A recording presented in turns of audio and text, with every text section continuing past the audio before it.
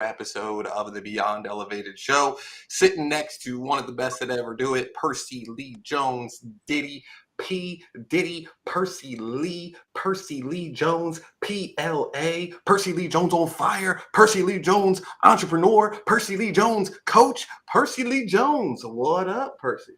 What's going on, guys? I'm grateful to be back with you guys and have another phenomenal episode.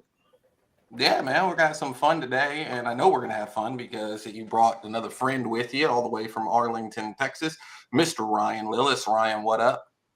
How's it going, fellas? I'm glad to see the sun for the first time in about 10 days here. Was starting to think I lived in Seattle, but it looks about back to normal outside. So glad to be here with you, fellas. Yeah, well, the little kids like it. Ryan, Percy just talked to my daughter for about 5 minutes, and he was like, "How was school?" She was like, "I haven't been at school all week." It's like, yeah, that's what happens when you get 1 inch of snow down here in Dallas. They shut down everything.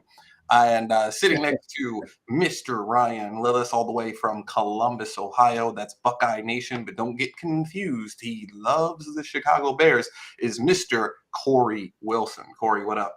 Yeah, man. What's up, fellas, man? It's good to be back. Let's get it started, man. It's a lot of things we need to discuss and hit today.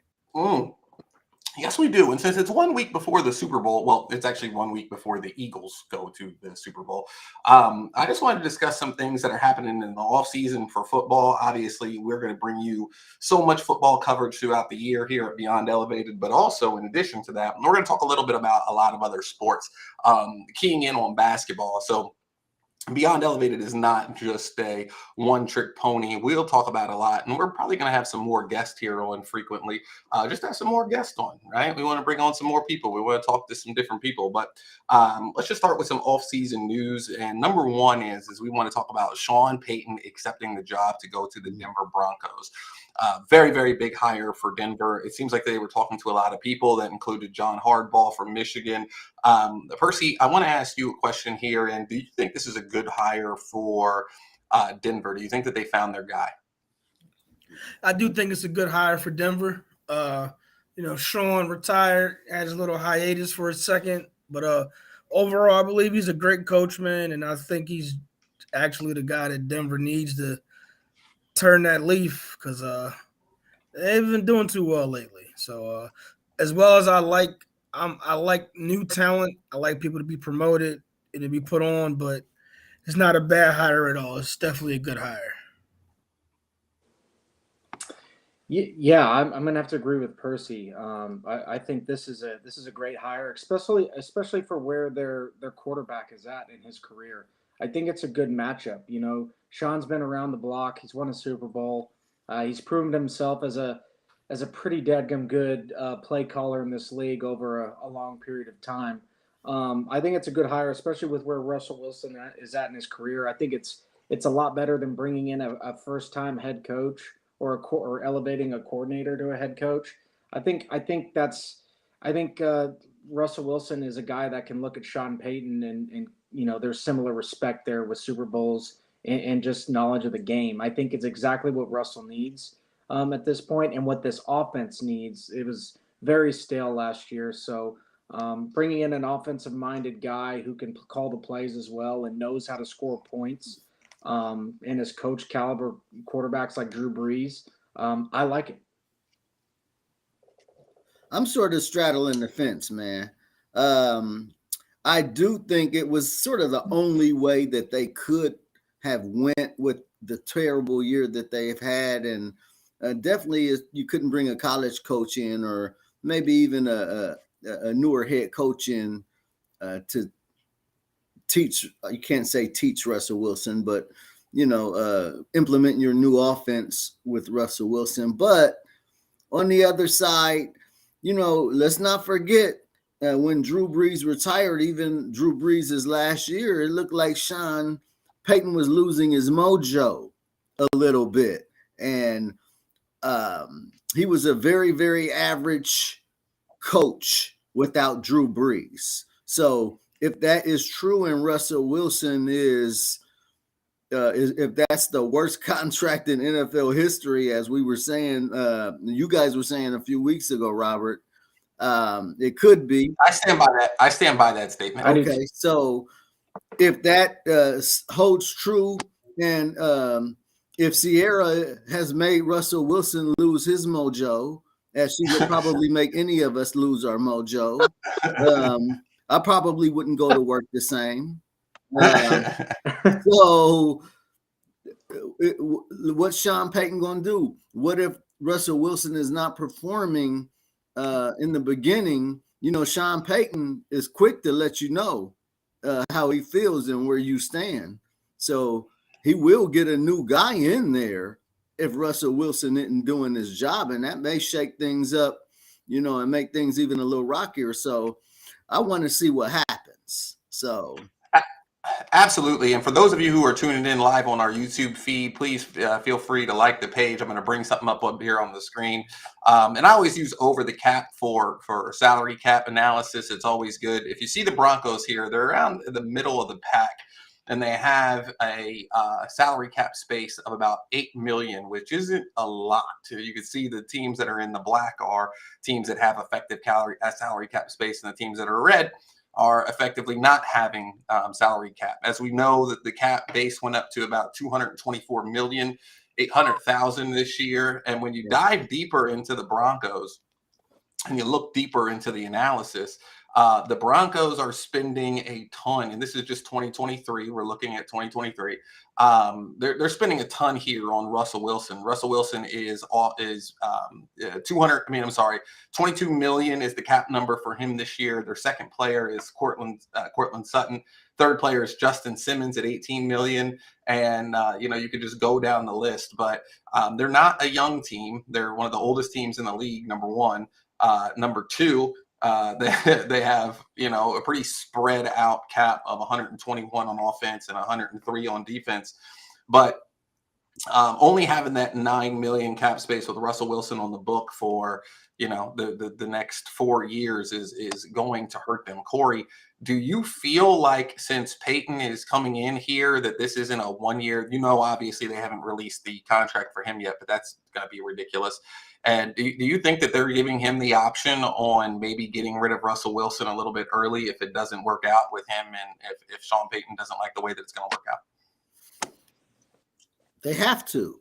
With the way Russell Wilson's year was last year, if he repeats that same year or even similar to that, I don't think it's the only thing you can do is get rid of him. You're not going to sit him on there another year to collect all that money on the books when you can draft a new quarterback and start over. Yeah, but they've already given up a couple draft picks for Russell Wilson. The Seahawks are picking fifth this year. That's what I'm going to talk about after this. But number two is that they also, because Peyton was still under contract, they also had to give New Orleans I think a first round pick and a second round pick. I'll get exactly what it was, but it was a big haul to get Sean Payton to coach for them. Ryan, how do you feel about that after they basically, they're going to be low on draft picks now for the next 3 years. But if there's anybody that can do it, they are getting somebody who's proven to do it, right? Yeah, man. That's kind of where I was going to take this was that contract is horrible because not just you drain some draft picks. This one obviously is very important. Seattle's going to be picking fifth, which could have been Denver's draft pick. So that's detrimental to them. That's a decision that they made. And this is kind of how this is all played out is not fared well for Denver. That's for sure. That's very obvious. But Sean Payton's got experience. He's got guys, that front office is going to have to make some trades, in my opinion. I think there's going to have to be some shifting going on.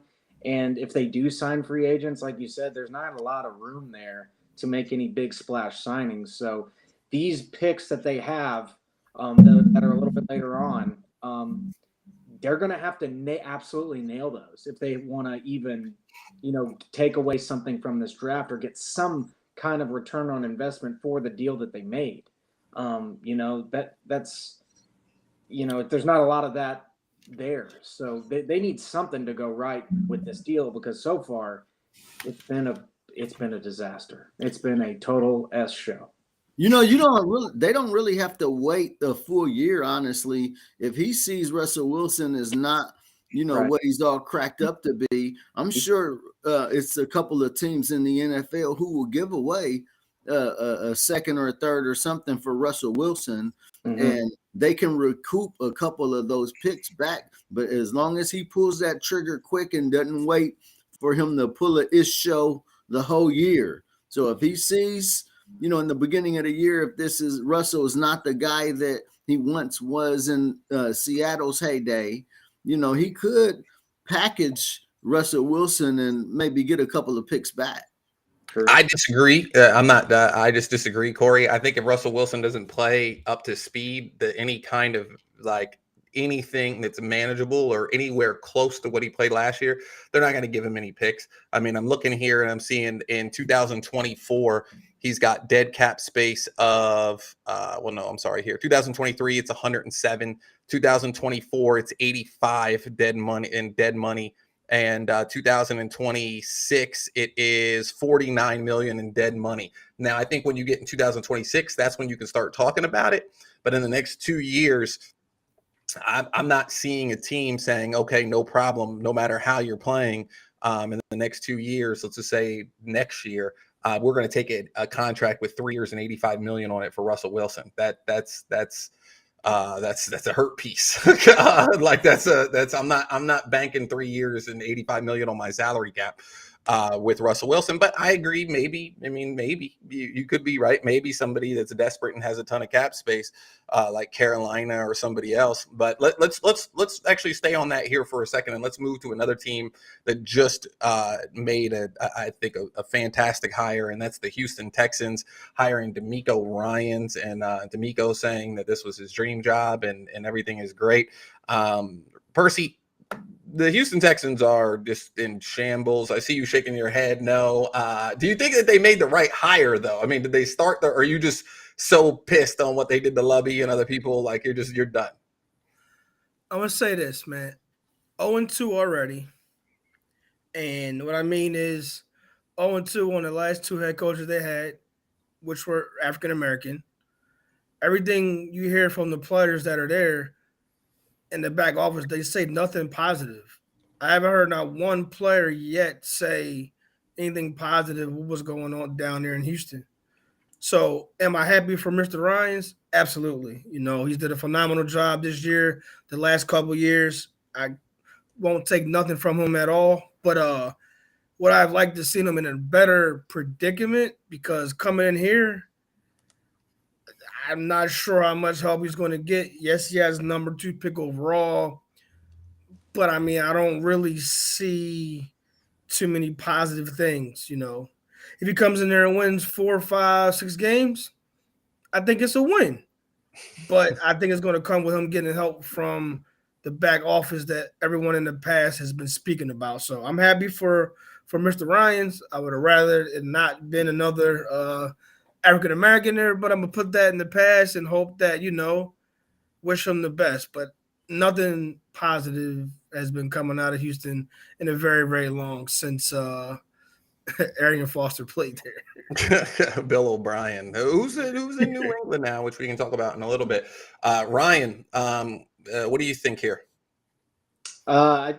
I like the hire just because I'm a defensive minded coach or a guy. I like my coach to focus on the defensive side of the ball rather than doing play calling. That's just the way I like my football coach. But that's, I think that definitely is going to tell us where they're going to go. I think on their draft pick at number 2, I think they are going to go probably defense since they hired DeMeco.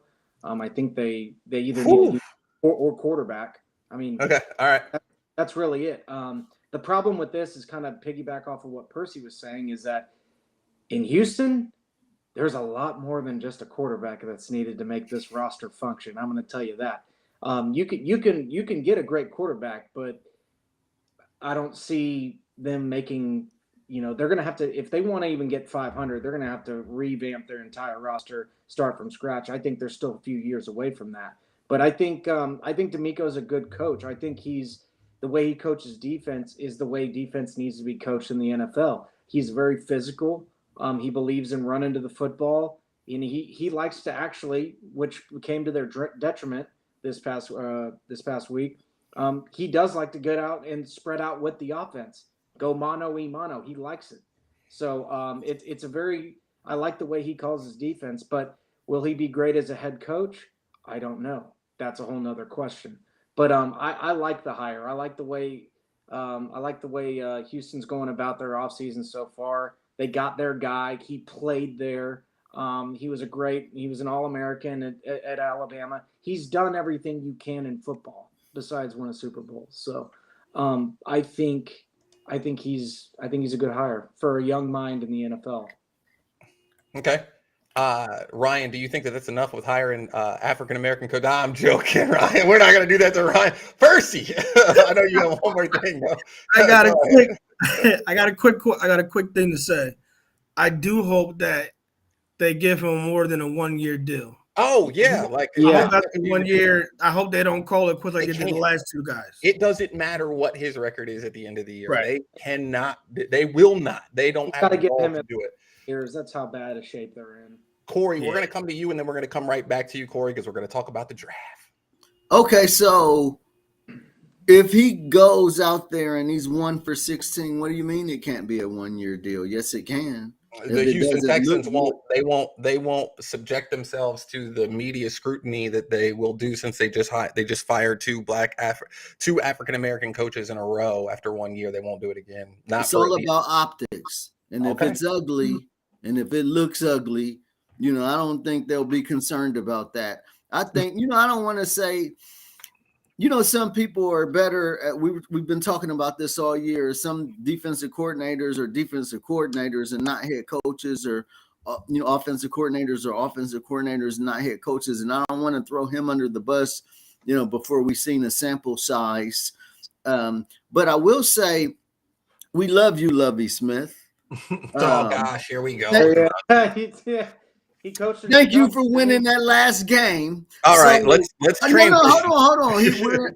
He's in a good position right now with that number 2 pick. Now, what I think he's going to do, I don't think he should get one of these young, shiny quarterbacks. I think he'll bring a veteran in. He'll trade back with the number 2 picks. Like you said, they need more on that roster and get picks, and get the type of players that he wants to implement in his system. So I do think it's perfect for him as far as an opportunistic time for him to, land that number 2 pick so he can really build the team the way he wants to. And he seems like the type of guy who's not going to pick one of these young quarterbacks.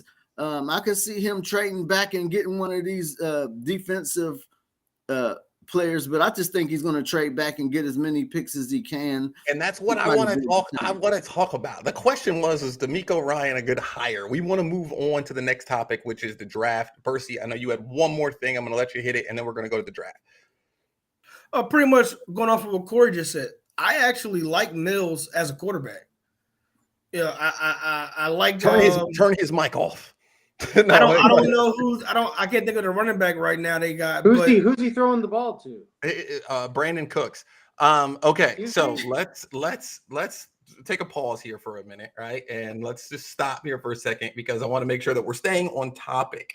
So before we start talking about who he's going to draft, let's talk about the draft. And I don't want to go into teams 6, 7, 8, 9, and 10. We'll probably do like a 5 to 6 part series until we're done the first 30 teams. Okay. So we're going to start with teams 1 through 5. Now, just to make sure that we're on the same page, we will talk about trades. We will talk about a lot of things. And we will talk about, what teams should do in this situation and what we think that they should do. So let's just start at number 1. In round 1, number 1, and let's start with the Chicago Bears. Obviously, we know that the Chicago Bears have the most salary cap that's available. They have $90 million. Currently, they're on picking number 1. And we're going to go over to Corey. Corey, what do you think that the Chicago Bears do with the first pick of the draft? They're going to trade back. The only thing I'm wondering, I think they should probably trade back twice.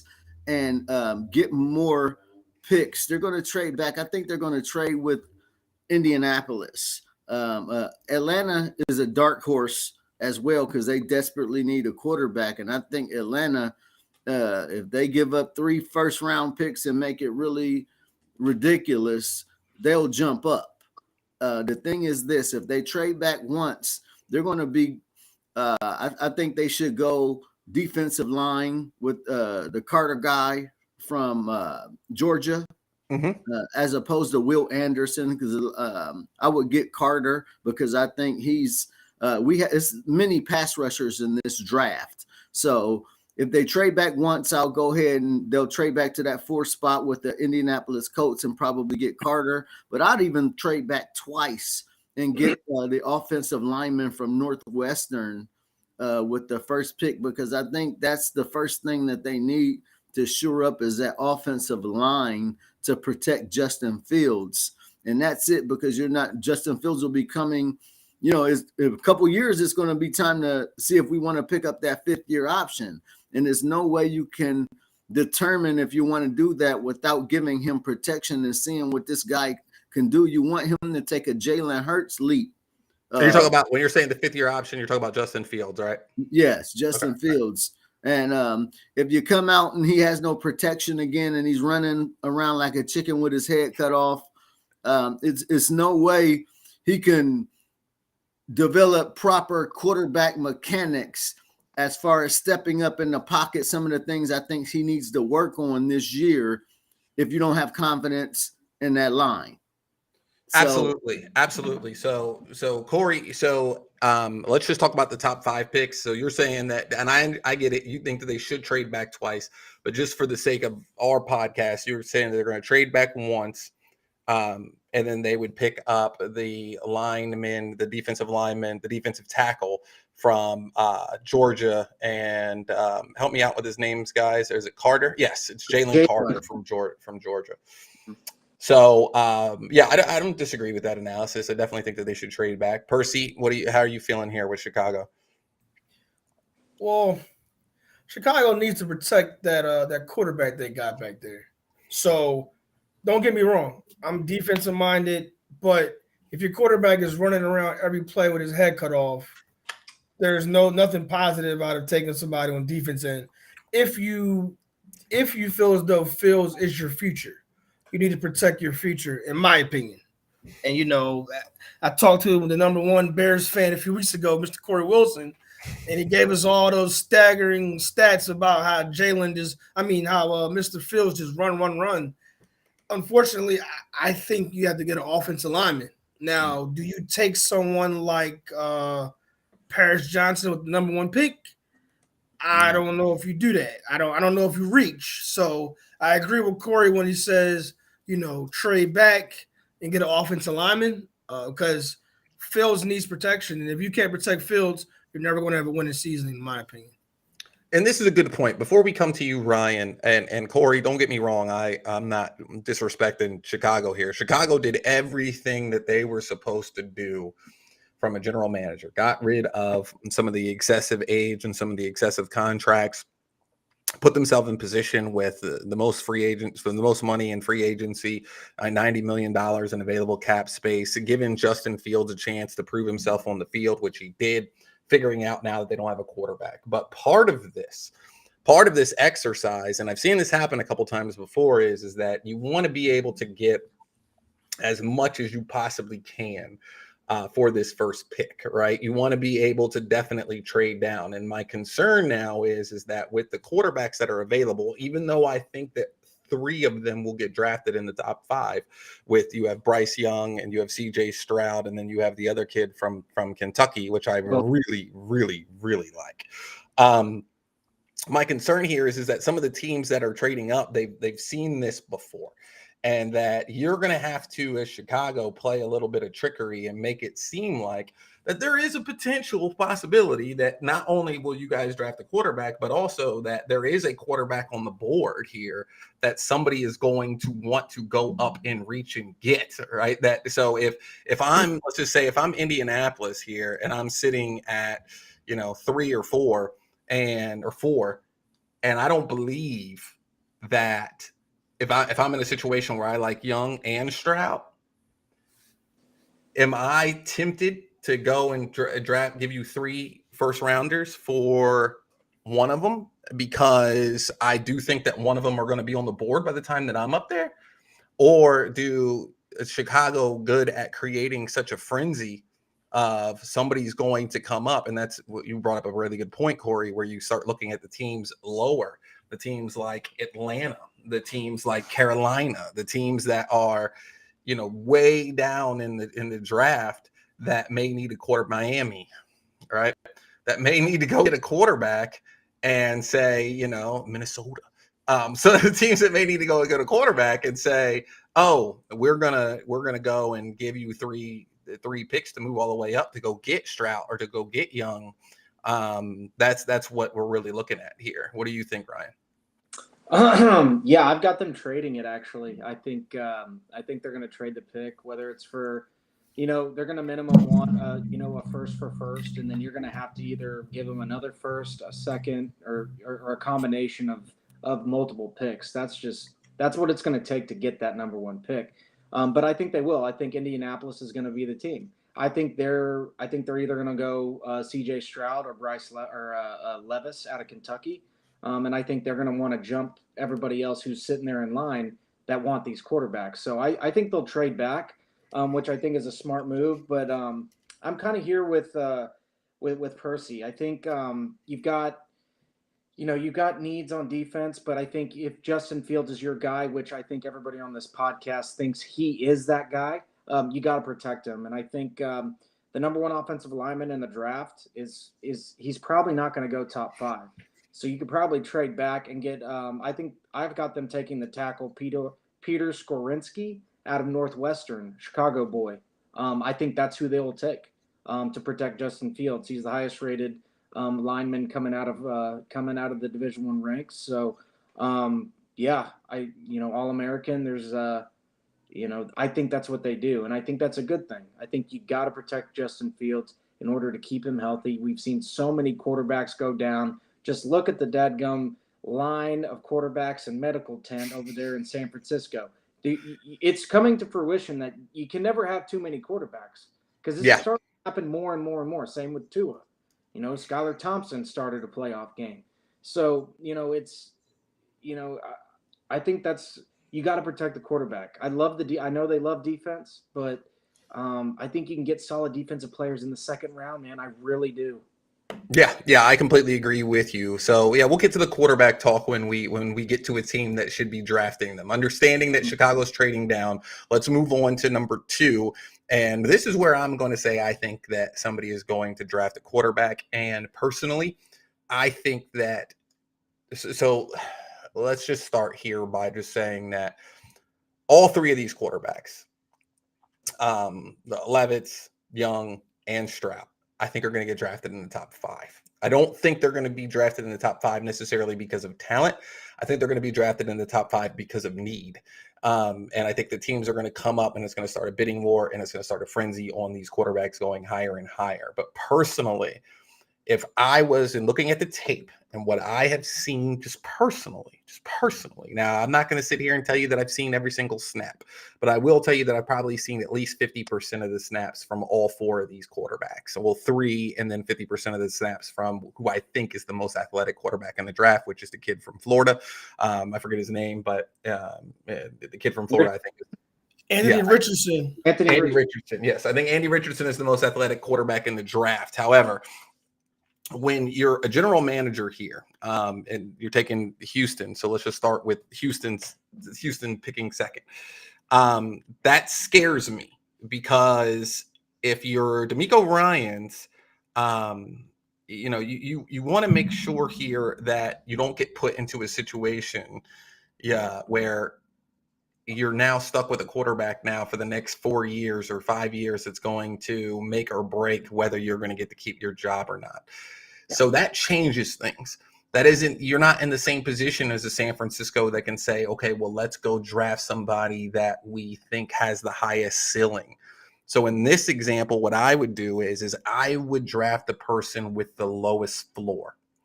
And I'm sorry, not the lowest floor, but the highest floor. Who do I think is going to not necessarily be the best quarterback, but isn't going to be a bust? And in my opinion, it's CJ Stroud. 6'3", 218, big, solid, can make every single throw on the field. People were saying that, and I know he's an Ohio State kid, but people were saying that he can't come outside the pocket. He did a lot of that against Georgia, against some of the best players in the nation, running against the best defense in the nation. Is he as athletic as, can he make these remarkable plays like Bryce Young? No. Does he have the composure in the pocket as Bryce Young? He has very good composure in the pocket, but not as good as Bryce Young. But Bryce Young, for me, is just too small. So we'll talk about it in a little bit. But right now, with the second pick of the draft, I am going with none other than CJ Stroud from Ohio State, being picked by the Houston Texans. The Houston Texans do not draft out of that spot. They pick a quarterback. Percy. So I like how you went about that. If Chicago keeps that number 1 pick, we got to understand that Houston also has the number 12 pick as well this year. Mm-hmm. Right. So I really, really think that Chicago, if they keep that pick, is going to have a lot to do with how Houston goes, because I think with the new coach, I'm sure they're going to have a new staff coming in. Houston should indeed take one of these quarterbacks, and I think they should pick someone to protect the quarterback. And the guy, his name Lucas, that Ryan mentioned, he is a dog. Yeah. He is a dog. So if somehow, some way, I don't know what these trades are going to happen, because as you look, guys, the Cardinals do not need a quarterback. No. Mm-hmm. Now, the Colts do need a quarterback. Mm-hmm. I think Seattle is going to stay with the quarterback they have. Geno, yes. And I really think the Bears really get this first 5 to 6 picks going. So I would like to see. I agree with you. I think Bryce is undersized in that pocket. So I just don't see CJ going ahead of Bryce or the young man Will from Kentucky. So I would probably say, this is today. It's going to change, I'm sure. But today, if the draft was today, I would say Houston would go with, I believe they would go with Will Anderson. cool. And I'm going to say that because right now, to not take Will and pick an O lineman, I don't think they would do that right now. That's my decision right now. Because if you got Will Anderson coming off that edge, they got Stingley in the draft last year. Yeah, I think that's a nice combination. But I'm sure my choices will change as we get closer. Not a bad pick, Percy, coming from Alabama. Obviously he's huge, 6'4", 243. On a lot of draft boards, he is ranked number 1, not because obviously quarterbacks will go sooner than rushers. Obviously we know this, but he is ranked number 1. And, he's looking like an animal, and he's looking like the best player in the draft. So there is no doubt that he is dynamic. He is incredible, and he's fantastic. So not a bad pick there, but there is a hole there at quarterback. So Percy, I just want to make sure I'm understanding. You're saying that, depending upon what happens here at number 1, you might just say, forget the quarterback for now and let's draft for talent, which is a great idea for some general managers. And, you look up and you say, okay, let's go get we can draft a Myles Garrett with the first pick instead of having to go get a quarterback. Ryan, what do you think? Yeah, I've got to believe that these discussions were had when they hired DeMeco Ryans. I think they're gonna go defense. I think they will with the number 2 pick. You can still get somebody at 12. You can get an offensive lineman at 12. That 12 pick, you can do a lot with that pick. Mm-hmm. That is a great. People say you want to be first. I don't. I'd want to be sitting at 12. That's where I'd want to be sitting, because I want to see what everybody else is doing. Now, Ryan and Percy, here's my question. Are you looking to trade down, obviously? No. Okay, all right, you're picking with that second pick. Yeah, okay. So what I would have is I'm kind of torn between two defenders. I think Will Anderson is one of them, is what I had at number 2, but I also have the pass rusher Tyree Wilson as well. Went to my alma mater, but yeah, he's a projected top 5 pick. The only thing with Tyree Wilson is that he's 6'6", 270, and has an 8-foot wingspan. And He's a monster. He's a monster. He's a lot bigger. He's a dog. He's a big dude, but he's not as fast as Will Anderson to get into the quarterback. But he's a bully on the end. So yeah, and he can, if you work on him a little bit, he might be able to sink back into coverage there for a couple, maybe 10% of the plays. He's a lot bigger, but I don't know if they may play him inside a little bit too. So that's been discussed. But I think they go Will Anderson, to be honest with you. I think Tyree falls back a few spaces, but yeah, I've got them taking Will Anderson with the DeMeco Ryans and the Will Anderson Alabama connection. I think that's going to play into this as well, because that's where DeMeco played. Okay. So they're all close with Saban. They all love Saban. They all, trust me, they're going to be in contact with him. They all stick together. Trust me. I hear you. Now I will say this: Percy has said that he recants, and he said that he would be trading down. I agree with that philosophy, Percy, because if you would want to trade down, if there's some team out there like Atlanta or something that wants to give you 3 first-round draft picks to go get CJ Stroud, including their first-round pick this year, like, we'll go down. Like, we have no problem going down. Let's have it. Yeah, we'll go build for the future. Now that doesn't mean that you don't want to get a game transformational type of player, such as Will Anderson or the boy from Texas Tech who's 6'6", who's a monster, like animal, pure animal. So yeah, it's DeMeco Ryans, but yeah, Ryan calling out that Alabama connection means a lot. So Corey, we want to make sure that you stay on the rules, because I've got to get Percy and Ryan to stay on the rules. Is you can say that they trade down, but I don't want to hear about what another team will pick. I want to know who would Houston trade. I mean, what is Houston doing here with this second pick? And then we'll get to the players that is going to be picked when we get there. I believe I know it's going to be tempting for him to take Will Anderson, and I can actually see him doing that. However, I think is he making the decisions here? Am I reading something that are you guys getting information here that I'm not getting? That is the general manager and the Houston Texans doesn't exist or something? I mean, am I missing something? Like the head coach is making the picks? Because I don't think that that's the case. You guys are saying it's tempting for it's tempting for somebody to make the pick, and usually the coach, this guy Nick Cassero just hired DeMeco Ryans. You think that he's going to let DeMeco Ryans pick his second pick of the draft? Like, no. I think he's going to be influenced heavily by him, and he's going to take his word, especially with the type of defensive mind that he has and the type of defense that he's put on the field the past few years. Why wouldn't you listen to him? So I think that will play a big factor in it, but I think it's too many holes for the Houston Texans to fill with that team. However, that would be the smart choice, but we also know that the Houston Texans don't always do the most intelligent things. So I love this. I can definitely see them taking Will Anderson with that second pick and not trading back, and Will Anderson gets hurt or something and wishing that they would have traded back with just a long lineage of bad decisions from the Houston Texans.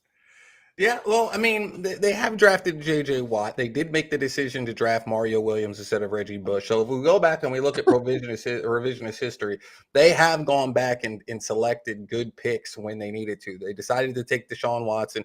They're not a bad team at drafting.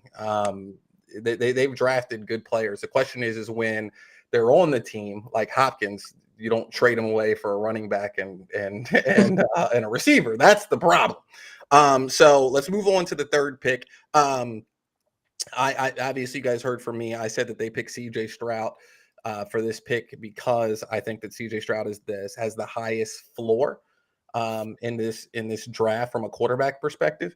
But let's move on to the Arizona Cardinals. Obviously, let's just get off of the idea that they would pick a quarterback because they're not. They have a quarterback that's got 4 years and $200 million left on his contract, and Kyle Murray, who's going to be out until mid-season. However, they got a new coach, they got a new general manager. And I don't even think, have they hired a coach yet? No, I don't think that Arizona has hired a coach yet, but they do have a new general manager. And here with the third pick of the draft, we're going to come to you first, Percy. What do you think Arizona does here? So Arizona's needs right now, guys, is O-line, an edge rusher, and a DB. So, if in fact Will Anderson is already taken, if he's not taken, he's going to Arizona because they need him bad.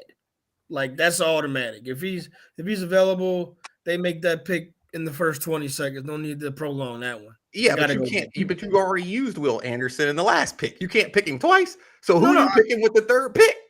So with the third pick, I'm going to say, if it goes the way I say it's going, Mr. Tyree Wilson has to go to Arizona because they need that. They're going to need his presence out there. JJ's leaving, and the next guy that has the most sacks is like 5.5, and he's on a free agency and hasn't been re-signed yet. So they have to pick Tyree Wilson with that third pick. Go over to Arizona where the Eagles play next week for the Super Bowl. Yes, the Eagles do play in Arizona next week for the Super Bowl, not the Cardinals, but Tyree Wilson, edge, 6'6", edge rusher, 6'6", senior from Ryan's alma mater. Ryan, when's the last time you guys have had a top 5 pick? Do you remember at the top of your head? Mahomes doesn't count, even though he wasn't a top 5 pick. He was top 10. He's still. Yeah, it's been. I'll tell you. I think wasn't Michael Crabtree a top 5 pick? I think he was like 15 or 16, but no, we'll come back to it. But no, congratulations to you guys, Texas Tech. That's a big deal for Texas Tech getting somebody. I agree. Well, no, I'm not going to give mine yet. Let's move on to Ryan. Ryan, who do you think with the third pick of the draft, since you've already taken Will Anderson with number 2? I think Arizona. I think they'll definitely go with Jalen Carter here. I think they'll actually pass up because I've got. Oh, we can go there next, but I've got Jalen Carter going to Arizona. I think they need somebody to return them to the glory days where they had Darnell Dockett, they had Calais Campbell, they had a mean physical defensive tackle in middle, and they shut the run game down, which gave them the ball back. I think they go Jalen Carter here, who is an absolute monster from Georgia. He is a man amongst boys, and I think he will do the same thing in the NFL. I think he's a can't-miss pick, and I think D linemen are pretty solid. Just like O lineman picks, they usually pan out. They tend to not be busts. You know what I mean? Yeah. The defensive line picks, if you go back to PFF, they have a higher take rate in the first round than most other positions. O-line and defensive line have a lot of take rate, and not necessarily tackles at the O-line, but guards and centers and defensive lines, especially defensive tackles, have a high take rate of not being busts. So Corey, if we're remembering you correctly, obviously you said Chicago was going to trade down, but you've already used Will Anderson and you've already used Jalen Carter. So who are you going here for the third pick of the draft at Arizona? Oh, and by the way, Ryan, you are absolutely right. Jalen Carter and Will Anderson are definitely known as the top 2 best players in the draft, right? Mm-hmm. The best players in the draft are them. So go ahead, Corey. Who do you got with the number 3 pick in Arizona? Hold on. Didn't I put the Bears moving back to 4th to get? You did, but you still had to pick a number 1 pick. And you said that if the Bears were picking, that they would have picked Will Anderson, right? No. You picked Jalen Carter. I think that was with the 4th pick. I don't think the Bears will pick Jalen Carter with the first pick. Okay. The reason I'm saying that is because I agree with Ryan. I think that they will pick Jalen Carter. Arizona. Okay. I think that is exactly who they're going to pick. And that's going to ruin it for Chicago sitting at 4 You know what I mean? Which is good, so they can trade back and get offensive linemen. So I think Jalen Carter is going third with that Arizona pick, and I'd say Will Anderson second with the quarterbacks going first. Okay, but you didn't pick who. So can you give us who? The quarterback? Yeah. They're going to pick Indianapolis is going to pick CJ Stroud. He's their flavor. That's their flavor. They're not picking Bryce Young. I don't think Indianapolis wants Bryce Young. I think why are they picking? Do you think that CJ Stroud is the best quarterback in the draft? No. Okay. However, I think Indianapolis is the type of flavor that and the type of composure and the way he stays in the pocket. And I think that is exactly what Indianapolis wants. I think CJ Stroud's the most intelligent quarterback in the draft. Okay. However, I don't think he's the most gifted as far as the guy won't run the ball. He ran against Georgia. Thank you. He did it once. Against the best, against it all season, against the team with the best defense in the nation. I mean, you're making it sound like same thing would happen with Justin Fields. Justin Fields had a lot of questions going up, and when he played that way against Clemson, and he showed he can get out and he can scramble a little bit, his draft stock went way up. Now, my question to you is that you're saying he's the most intelligent. So when you're Indianapolis as the general manager, you're basically choosing a quarterback when your job is on the line, right? So you have to pick a quarterback, right? And you're picking a quarterback. You're going to pick CJ Stroud. So based upon potential and based upon kind of like what I'm saying with the highest floor, right? Yes.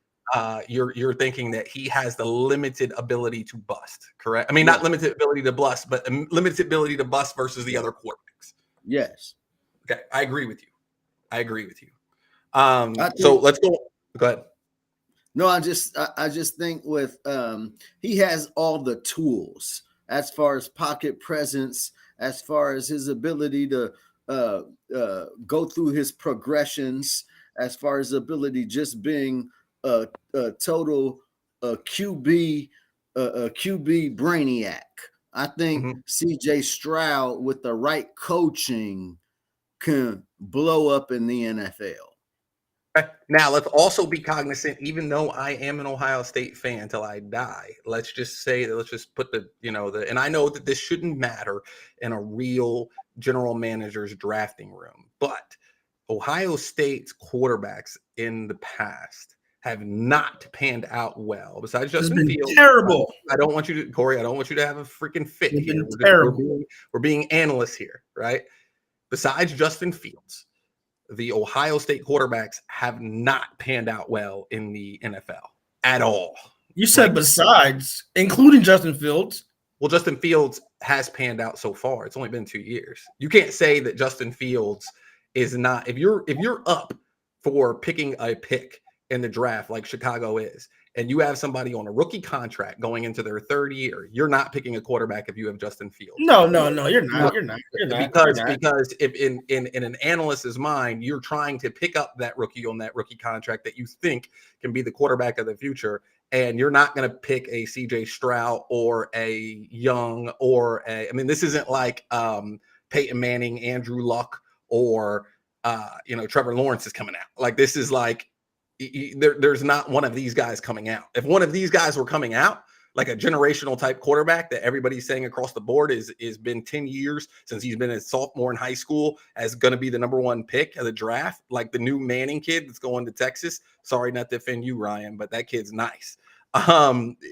You're not drafting him. But if you look at the history of Ohio State's quarterbacks and we just go back in the last 10 and look at the ones that have been drafted, almost every single one of them haven't panned out. Well, name one that's panned out. Okay, let me say this. I know a lot of if a quarterback pans out or not has to do with the team he goes to and that coaching there, as you know. And you guys been lucky to get Jalen Hurts with some good coaching and someone who can nurture his skill and development. I think Dwayne Haskins was sort of robbed of that when he went straight to Washington. He was too young. They threw the kid in. He should have left. He should have stayed another year. But rest in peace. Rest in peace. But they threw him in right away. He shouldn't have threw him in. He should have been sitting. He wasn't ready to play. They threw him in with a crap team. Yeah, but let's not make excuses. Yes, that is the case. But there have been other cases. Like we can't start naming Ohio State quarterbacks that have turned out and done well. I'll give you another team, Alabama, right? Let's start going through their list of quarterbacks that haven't turned out well. Like let's just be honest with each other, and let's just say that these type of teams like Ohio State, their receiver rooms are NFL receiving rooms. They have, it's like, it's okay. I'll be fair. It's exactly what I thought of Joe Burrow coming out. Right. And I'm like, man, he's got Chase. He's got the guy from Minnesota. It's like, there's a lot of talent out here playing receiver. And it's the same thing with Ohio State. So Joe Burrow's Ohio State. What'd you say? Joe Burrow is an Ohio State quarterback. No, I agree, but I'm just saying to you that we haven't had. No, we're not. No, we're not. Don't do that. Don't do that. Not do that. He played 3 years as a backup at Ohio State. Like, come on. No. Let's stop right now. Listeners, sorry. I am not going to let my co-host get away with saying Joe Burrow is Ohio State. He played at Ohio State for 3 years.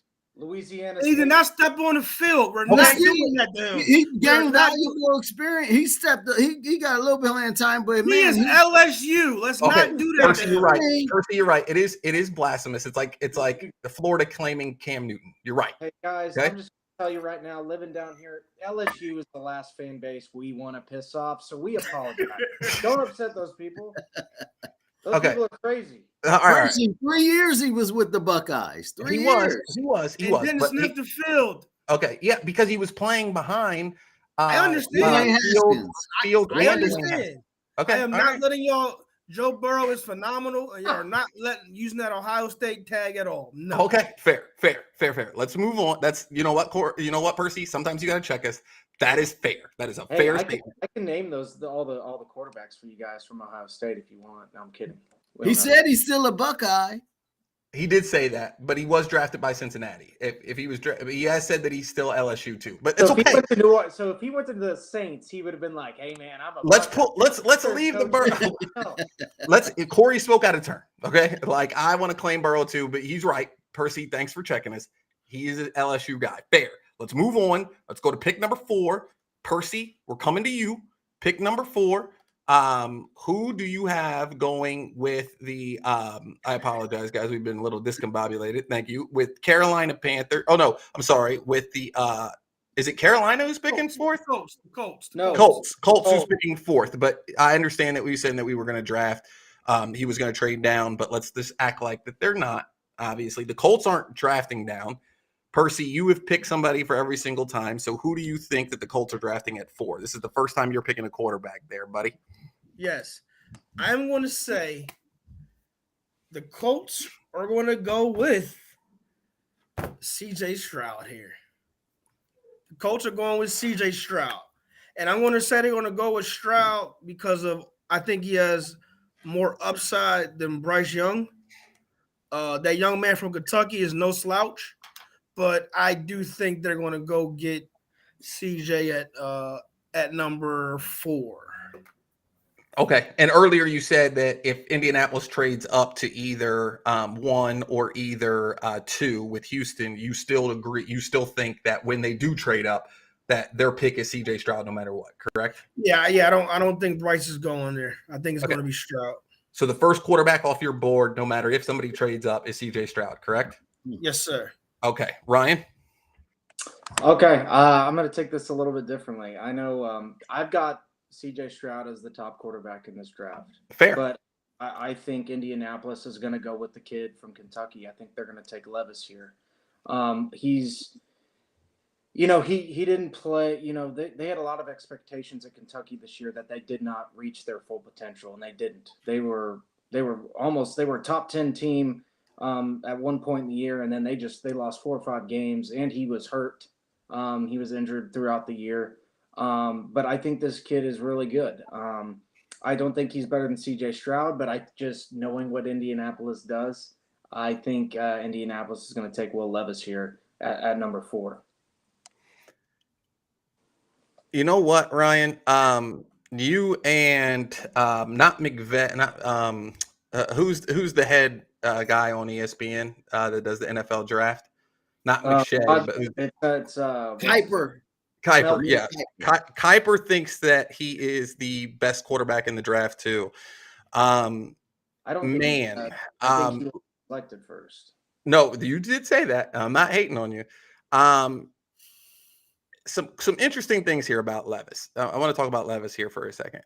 He could have came out last year as a junior, but he decided to stay a year. I think that speaks to obviously his commitment to the team. Kentucky is a different kind of place. They've really kind of molded him into the QB that he is, and he skipped a lot of the pre-draft stuff, and they asked him why did he skip a lot of it, and he said that he just wanted to go to the bowl game with his team. I think that speaks to his heart and his commitment. I've seen him. You know, the SEC is a tough place, especially when you're one of the bottom teams in the SEC for recruiting, and you don't get the kind of offensive line and the kind of weapons that other teams have. And every week you're going against Auburn, Alabama, Georgia, LSU, and they're just rushing you all game. That's a tough situation. In the NFL, you get a better line. The Indianapolis Colts have one of the best lines in the league. If you look at not the game tape, but if you look at the game tape from last year, I mean, he's big, he's accurate, he's on time, he's composed, even though he's getting rushed all game long. Imagine hiking the ball like Corey gives a lot of excuses for Justin Fields, which is accurate, is that as soon as you hike the ball, you know for a fact if you're playing Georgia or Alabama that like your line, you're losing the one-on-one offensive line versus defensive line game. Like, you know, like there's no, like they're not hanging it, like you're going to lose. Yeah, so 3-star is not going to hang with Jalen Carter for 4 quarters. Right, exactly. It's a wrap. So very interesting pick though, Ryan. I do like it. Corey, we'll come to you. Who is the Indiana? Well, no, you said it's going to be the Chicago Bears. Who did the Chicago Bears take at number 4 and why? The Chicago Bears. Now, I know you don't want to say ifs and you want to just go with the teams, but I'm saying if Jalen Carter is off the board from the Arizona Cardinals. He is, because you can't pick Jalen Carter twice. I know. So now I'm saying, and Will Anderson's off the board. The Chicago Bears are trading back to get that offensive lineman and to get more picks. But if I have to just say a name just to say a name. Let's say they trade back. Okay, let's say they trade back, and you don't tell me the team that they're trading back for. That's fine. But who is getting picked 4th? Somebody's getting picked 4th, right? Yeah.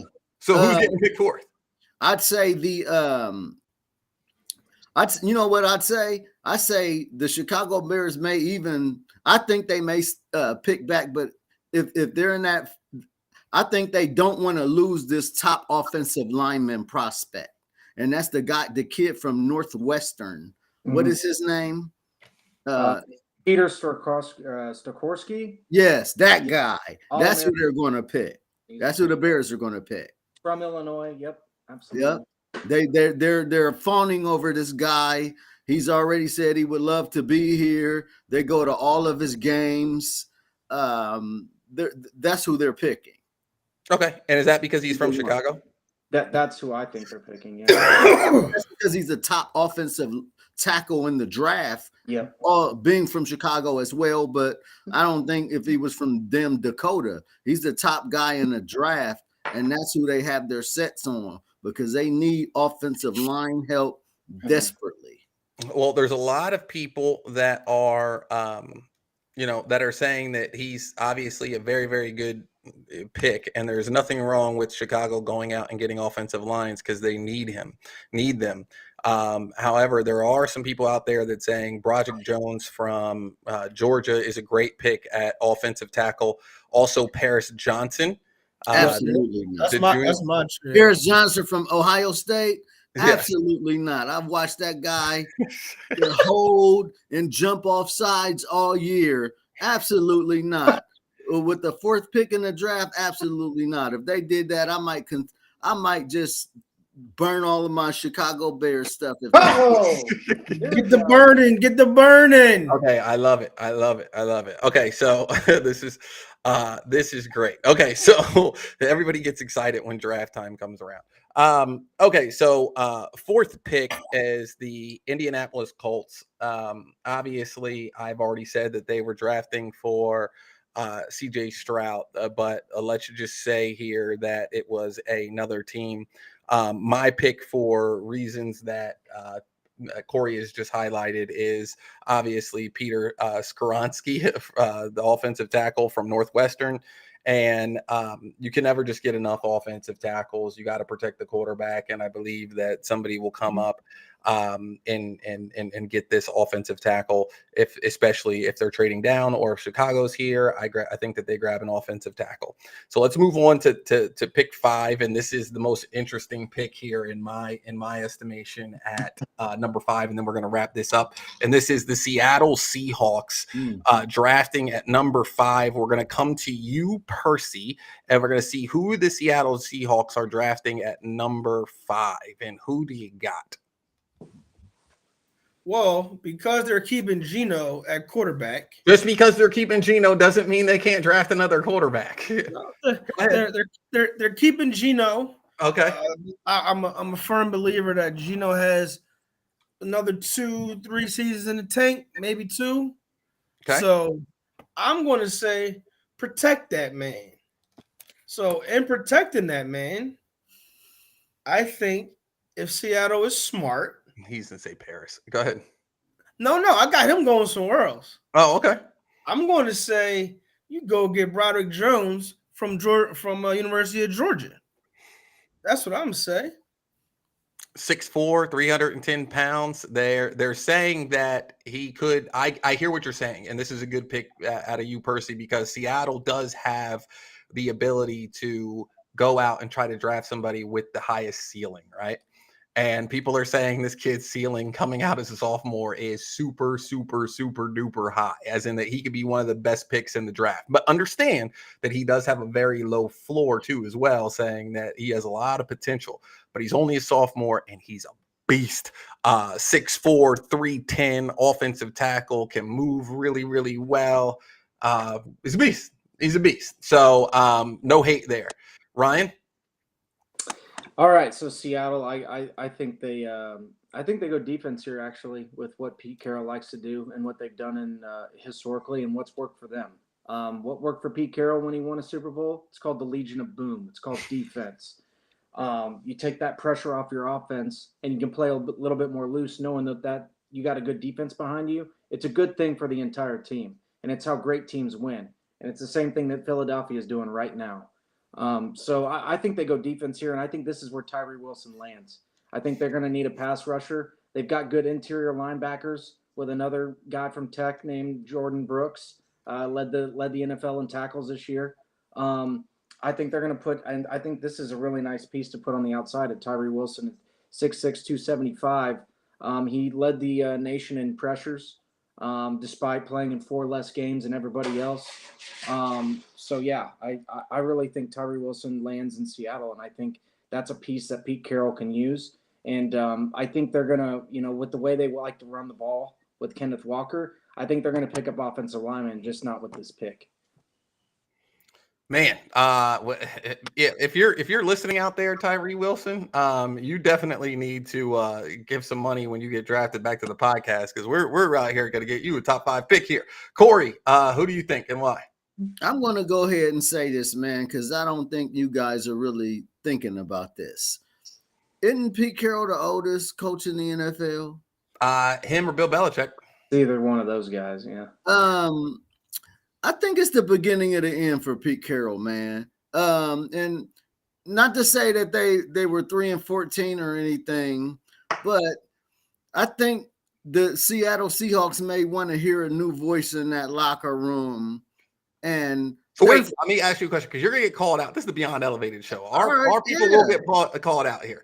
So They get rid of the best quarterback in franchise history, saying that he was the only reason that they were winning games. When he left, they won like 6 or 7 games the previous season, and he was acting like a diva. Russell Wilson was acting like a diva. They trade him away. They get a haul back from the Denver Broncos, including 2 first-round draft picks and like a second-round draft pick. They're picked to only win 5 games in the NFL this year with one of the worst records in the NFL. However, besides that, they take Geno Smith, start him at quarterback, and take this team to the playoffs. Yes, they lost in the first round, but they shocked everybody. They were not supposed to be a playoff team. They weren't even supposed to contend for a playoff spot. And you're telling me that it's the beginning of the end for Pete Carroll? Here's why I'm saying that. Why I'm saying that. Because if he picks a defensive player, you know as well as I do, just like Kirk Cousins and all the rest of them in the NFL, Geno Smith is going to do what Geno Smith does, and he ain't going no damn where. So if he don't pick Bryce Young with that pick, they're going to put his ass out of town so fast. And if Bryce Young goes somewhere else and as dynamic as he can be, and as we've seen, and if he does that for another team and he picks one of these defensive guys, they're just defensive guys compared to Bryce Young. Let's talk about Bryce Young, though. He better pick. That's where Bryce Young's going right there. Okay, and we haven't spent enough time, Corey, so I'm going to give you the floor to talk about Bryce Young a little bit. Why Seattle? Is he the starter next year, or does he sit behind Geno? He sits behind Geno. I think Pete Carroll is smart enough not to throw him into the fire. He threw Russell Wilson out there in the fire as starting. That's because Russell Wilson outplayed Matt Flynn. Because they gave him the big contract. They just didn't know he was going to be stir-fried crap. And Russell Wilson just outplayed him. So they're going to bring Bryce Young in, sitting behind another African-American quarterback, teach him about the NFL, let him see the schedule, the system, and learn how to be a professional. Then you can either transform Geno into the backup quarterback role. He seems like the type of guy who will still be rah-rah and a backup quarterback. Geno. Not this year. No, not this year, but Geno would love to mentor a quarterback because remember, he was thrown into that Jet situation and it really messed him up. It really messed him up. So him sitting there and getting somebody like Bryce Young might be a good place to mentor, but keep going. I think he loves Seattle, and I think he's the type of guy who will mentor him and maybe even when he's done playing, become part of the coaching staff. If Pete Carroll still stays there, I think he's that type of player that is a team rah-rah guy like that who you love to have around your young quarterback. So Bryce Young is definitely going to Seattle. I think that is a place that he can thrive with the type of coaching that he can thrive from. So if Pete Carroll picks someone else, that's why I'm saying it could be the beginning of the end for him, because they're not going to – I don't even think they're going to make the playoffs next year if they go with Geno Smith and pick a defensive guy. They got lucky this year. It won't be like that next year. For one of the first times. You said lucky? Yeah. One of the first times they got lucky. I don't think the AFC is going to be as some of the bottom teams like the Raiders and the Denver Broncos when Sean Payton goes there. I think some of these teams are going to step up and do what we thought they originally were going to do. What if Aaron Rodgers goes to the Las Vegas Raiders? It wouldn't really matter because Seattle's They're in the NFC and they play in the NFC. Go ahead. Seattle's in the NFC. Corey's thinking about 20 years ago. Seattle's in the NFC. They play in the NFC West. Oh, I'm sorry, I misspoke. They're fine with San Francisco, but to Corey's point, Arizona. That's what I meant. I meant Arizona. Arizona. The LA Rams, and I think the LA Rams will be better next year. I think that they came off of drinking too much champagne from the Super Bowl. But Percy, to Corey's point, this is one of the rare times where you'll ever hear me say this is I actually agree with Corey 100%. I think that Geno Smith will come back down to life a little bit next year, right? I think he had a really good year. Listen, I love the quarterback that is in his 7th or 8th year that who was getting shipped around everywhere, playing backup, finally got a chance after he got a little bit older, got to play backup for a little bit, had a great year, led the league in completion percentage, played great, took a team to the playoffs that shouldn't have gone. People are forgetting, though. I mean, he does have 2 amazing receivers. Okay, like 2 amazing receivers, right? One never drops the ball ever. Right. And also on top of that, before Penny, I think it was Penny, got hurt, the run game was unbelievable out in Seattle. And we just know playing in Seattle with the 12th man, that defense is going to be mid defense no matter what. Now, remember, he drafted Russell Wilson, right? When he came in from USC with his first pick, when he in the 3rd round, he drafted Russell Wilson. Everybody that I've talked to and all the scouts all the scouting messages that I've read, that Bryce Young is 5'10". He's not 6 foot. There's also a lot of people that are saying he's like 165, 170 pounds and not 190. He's way smaller than Drew Brees.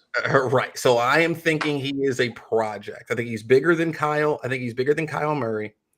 He's definitely bigger than Kyle Murray. But I'll tell you what, though. I think Bryce Young has the highest ceiling in this as a quarterback. I'm saying that Stroud has the highest floor. If I was a GM and I wanted to go with the safe pick and not get fired, and I think he's, like Corey said, the most intelligent and the one that can, be an average quarterback in the league. Yes. However, I have watched at least 80% of Bryce Young's snaps. I'm even online looking at him now. He takes a beating. Yeah. He takes a beating and he keeps getting up the composure. If you want to watch a quarterback play quarterback, a college quarterback who looks like an NFL quarterback, watch him in the Texas game and watch his snaps and watch how composed he is in the pocket and how he steps up into the pocket almost every single time, doesn't abandon the plan. He's good. Nick Saban says he's the best coach. He's the best player that he's ever coached. The kid is smart. The kid is good. Now, if I'm picking Bryce Young here because I think that if he is 6'2", 220, he's the first pick in the draft no matter what.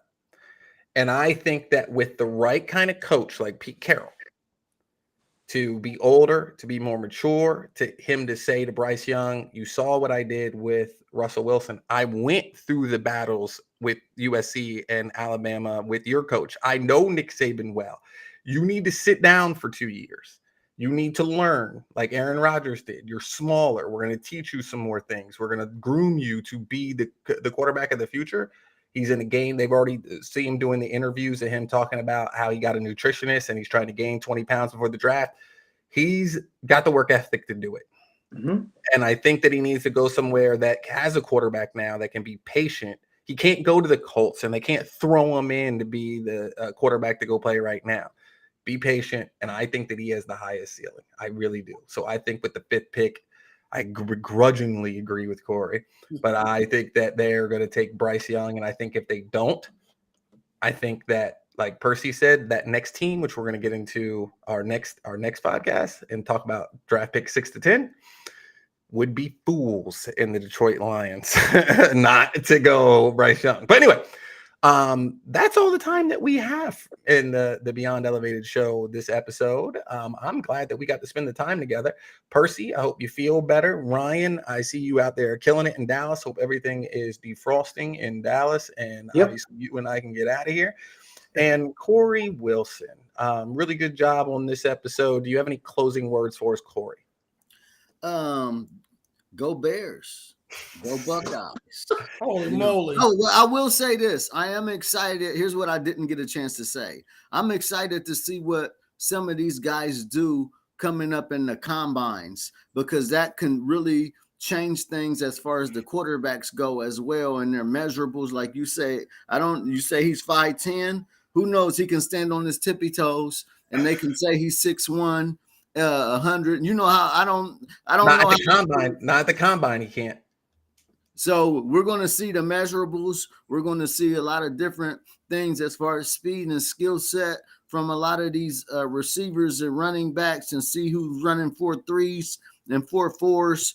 So I really look forward to the combine coming up here, and that could change some things as far as draft goes. Okay, well, you guys heard it here first. Thank you so much for joining the Beyond Elevated team today. Please log on to our website at www.beyondelevated.net or beyondelevatedshow.com, or you can check us out on Facebook, Instagram, Twitter, all of our handles. We would love to get as much support as we can. Thank you very much, and hope everybody has a wonderful day. Thank you.